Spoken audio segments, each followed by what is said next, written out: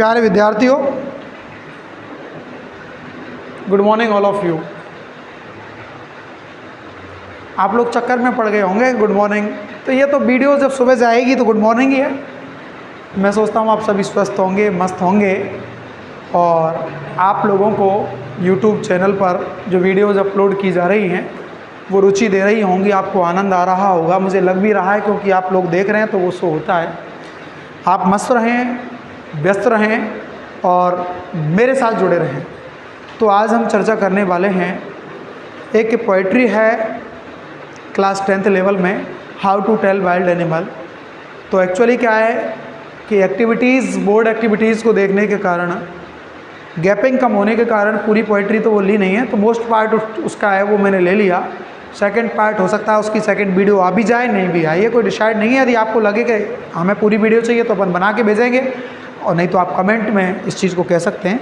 आप स्वस्थ रहें और मस्त रहें। आज मैं एक चीज़ कहना चाहूँगा आपसे। एक जॉन बी जज साहब अंग्रेज़ी के एक विद्वान हुए, तो उन्होंने एक छोटी सी बात कही। उन्होंने एक छोटी सी बात ये कही है, बेटा मेरी बात को समझने का प्रयास करें कि if you want to success you must make your own opportunities as you go. मतलब ये हुआ, उन्होंने ऐसा कहा, जॉन बी जज साहब एक बहुत बड़े राइटर रहे, कि यदि आप सफल होना चाहते हैं तो आपको अपने खुद के रास्ते बनाने पड़ेंगे जिन पर आप चल सकें। यदि आप किसी के साथ आंख बंद करके चलेंगे, किसी के रास्ते पे चलेंगे, that is definite you are going in a wrong direction that cannot be profitable for you and your life. And the next thing is that we must accept in our life that we can get easily and that take us a joyful life, joyful moment. There is no need to get anything raws and raws that is worrying. So stay connected with me and I begin with your topic, that is how to tell wild animals. जैसा कि अपन ने first poetry में clear किया, तो how to tell wild animals को हम पढ़ेंगे बेटा। हाउ टू टेल, टेल मान होता है बात करना, तो बात तो करेंगे नहीं, मतलब हाउ टू टेल, कैसे पहचाना जाए वाइल्ड एनिमल्स, जंगली जानवरों को। तो हम जंगली जानवरों को पहचाने कैसे। बहुत अच्छी हास्यप्रद, मैंने कहा अंग्रेजी में 3 तरीके की कविताएँ होती हैं, ये कंपलसरी है, लिटरेचर का पार्ट है नहीं। तो डायनेमिक ये है कि एक कविता जो होती है वो तो होती है बेटा इमेजिनेटिव, पूरी तरीके से काल्पनिक होती है। एक होती है रियलिस्टिक, रियलिस्टिक होती है वास्तविकता से जो जुड़ी, और एक होती है both of mixture, realistic and imaginative. तो आप कभी की बातों में आके और वास्तविकता में नहीं चले जाएं, क्योंकि ये how to tell wild animal है। कभी पता नहीं आपको आनंद देने के लिए क्या क्या कहेगा। अगर आप जाके जंगल में शेर के हाथ लगाओगे तो उसका परिणाम आप जानते हैं। ये तो आनंद देने के लिए आपको पता नहीं क्या क्या करा देगा। तो टाइटल का अर्थ हुआ how to tell wild animal, जंगली जानवरों से कैसे बात की जाए, कैसे उसको पहचाना जाए। तो इसमें आपको क्लूज मिल रहे हैं कि हम किस किस तरीके से जंगली जानवर को पहचान। देखें बेटा, पहला स्टैंजा कहता है कि if ever you should go by chance, ever माने कभी, एवर माने होता है बेटा कभी। यदि कभी तुमको बाय चांस माने अवसर है, कभी तुमको ऐसा अवसर मिल जाए, कभी तुमको ऐसा अवसर मिले to jungles in the east, आप पूर्व के जंगलों में चले जाएं।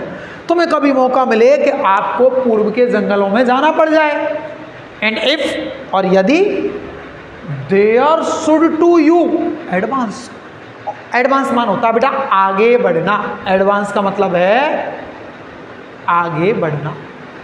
आप पूर्व के जंगलों में गए और तुम्हें वहां ऐसा अवसर मिला कि तुम वहां क्या बढ़ रहे हैं, आगे बढ़ रहे हैं, जंगल में पहुंच गए और you are advancing forward.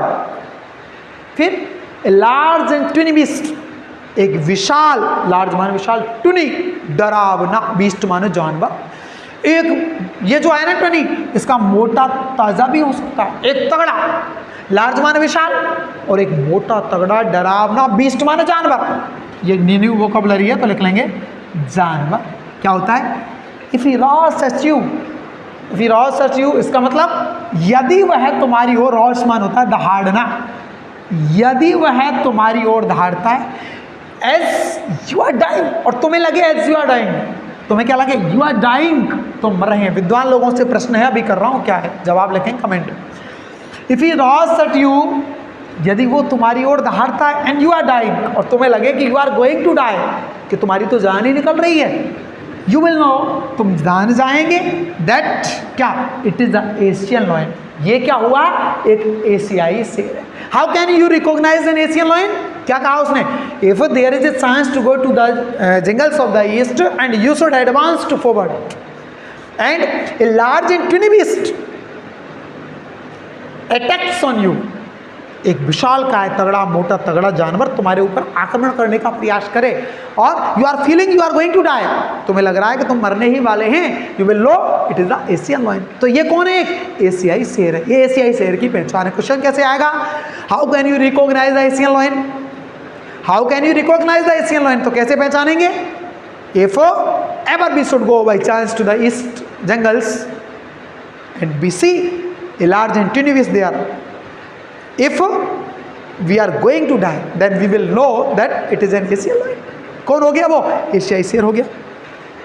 Condition आई है, कौन सी कंडीशन है? विद्वान लोग मुझे जवाब लिखें कमेंट में, उनसे मेरा आशा है मुझे बताएं क्लियर करके कौन सी कंडीशन है, और मुझे ये दोनों चीज़ बताएं कि डाइंग जो है ये इस तरीके की क्या होती है, क्या कहेंगे इसको, ये क्या है जिसने इसको गायब कर दिया, जी को गायब किया, वो आप बताएं। और ये क्या है, क्यों इसकी आवश्यकता पड़ी, यू विल क्यों नहीं लिखा? विद्वान लोगों से मेरा आगे आश्रय है कि आप यहाँ मुझे बताएं, मैं वीडियो तक इंतजार करूँगा, फिर अगली वीडियो में इसको अपन क्लियर करेंगे। मैं इसको ले आऊँगा कि ये क्यों आती हैं, आप जानते होंगे, आपको पता। तो गुणीजनों से, विद्वान लोगों से मेरा आश्रय है, मेरा ये सीधा सवाल है कि आप इसको क्लियर करें कैसे भी, फिर मुझे आप बताएं, आगे बताएं, क्योंकि सेकेंड उस पर देखें। और if sometime when roaming round, आप तो जंगल में पहुंचा दी इसने। इफ समटाइम व्हेन रोमिंग माने घूम रहे हैं, राउंड माने चारों ओर, आप तो पूर्व के जंगलों में पहुंच गए और आप जंगल में घूम रहे हैं।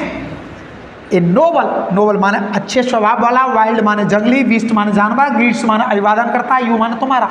मैंने पहले ही कह दिया, there is no need to express the views of the poet. आप कभी की बातों मत आ जाना, नहीं तो मरवा देगा तुमको। क्यों? क्या कह रहा है? ए noble wild beast greets you, एक अच्छे स्वभाव वाला जंगली जानवर आपका अभिवादन करेगा। तो जंगली जानवर कैसे अभिवादन करते हैं वो तो आपके सामने। आपने सोचा कि वो आपका स्वागत करेगा, तो उसका तो वेलकम करने का तरीका ही अलग होता है, जब तक आप इस दुनिया में रहेंगे नहीं। तो ये तो इमेजिनेटिव है। क्या कहा कि ए noble wild beast greets you, एक अच्छे स्वभाव वाला जंगली जानवर आपका अभिवादन करेगा। विद ब्लैक स्ट्रिप्स, ये उसकी क्या होगी पहचान? ब्लैक स्ट्रिप्स, काली धारियां होंगी। On a yellow ground, ground माने त्वचा, ग्राउंड का मतलब क्या हो गया?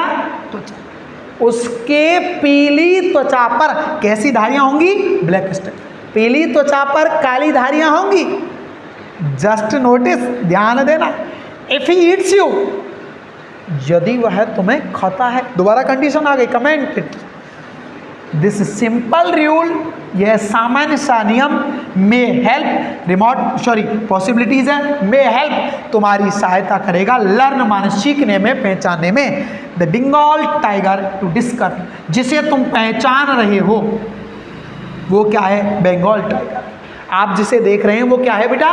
बंगाल टाइगर। एक बार भावार्थ देखें बेटा, क्या कि यदि तुम पूर्व के जंगलों में भटक रहे हैं, घूम रहे हैं, और एक अच्छे स्वभाव वाला जानवर आपका अभिवादन करता है।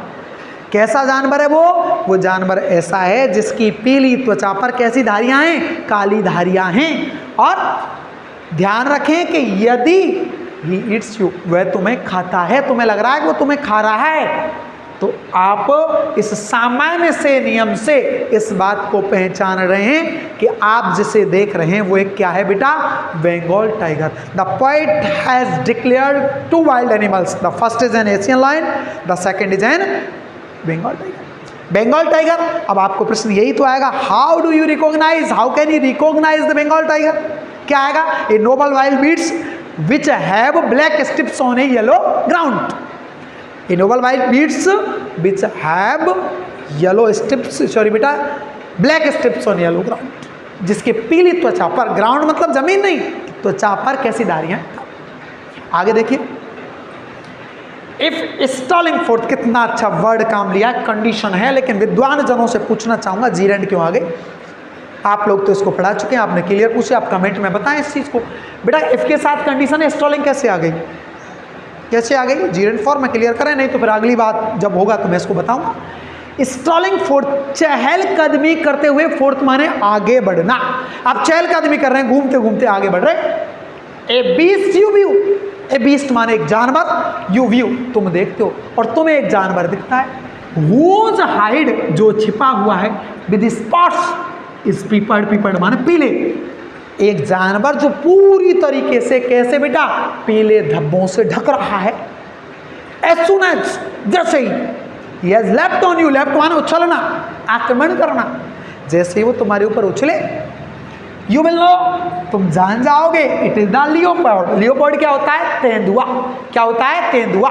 सबसे एक्टिव होता है वाइल्ड में। हालांकि कुछ चीज़ें एशियन लॉयन में और बंगाल टाइगर में डिफरेंस होती हैं, लेकिन एक्टिव बहुत होता है। साइज औसतन एशियन लॉयन या शेर और टाइगर से थोड़ी नीची साइज होती है इसकी। यू विल नो, तुम जान जाओगे, इट इज द लेपर्ड। कौन है वो, तेंदुआ है। अब विद्वान जन पुनः मेरी बात पर ध्यान दें, अगली बार क्लियर करूंगा। ये आई के साथ क्या है, व्हाट इज इट, इसको क्लियर करें और आप बच्चों को भी बताएं। मैं अगले वीडियोज में इसमें बात करूंगा। इट विल, आई आएगा, क्यों गया, it will do not good, ये अच्छा नहीं होगा, to roar with pain. Roar माने हम चिल्लाएं, गर्जना करें, टू पेन, विद पेन, किसके कारण, पेन माने दर्द के कारण। He will only lap and lap again, कभी के अनुसार he will only lap and lap again, वो तो बार बार उछलेगा, खाएगा नहीं। कभी की बात को सत्य नहीं माने, केवल काल्पनिक है, मतलब वो तो बार बार तुम्हारे ऊपर क्या करेगा, उछलेगा। पुनः देख लें, यदि आप चहलकदमी करते हुए जंगल में आगे बढ़ रहे हैं, जैसा कि आपको कह दिया कि आप पूर्व के जंगलों में तो पहले ही पहुंच गए, जो जानवर पूरी तरीके से पीले धब्बों से ढका हुआ है, और जैसे ही वो आपके ऊपर उछले, तुम जान जाना कि यह एक तेंदुआ है, और तुम्हारे लिए दर्द से चिल्लाना अच्छा नहीं होगा, क्योंकि अकॉर्डिंग टू द पॉइंट वो तो बार बार केवल उछलता ही रहेगा। तो मुझे लगा कि ये 3 स्टेंजाज आपको पसंद आए होंगे। आगे के 3 स्टेंजाज पॉसिबल हुआ तो अगली उसमें करेंगे, नहीं तो आप मेरे साथ बने रहें। और आप ध्यान रहें कि उड़ान उसी व्यक्ति को हासिल हो सकती है जो खुद के पंखों से उड़ता है। आप दूसरे की सहायता से यदि चलेंगे, दूसरे के बनाए हुए रास्ते से चलेंगे, तो आपका जीवन बिल्कुल नष्ट हो जाएगा। आप अपने रास्ते बनाएं। Best of luck. मैं चाहूँगा कि आप बहुत अच्छे तरीके से अपने जीवन को सफल बनाएं। Thank you very much.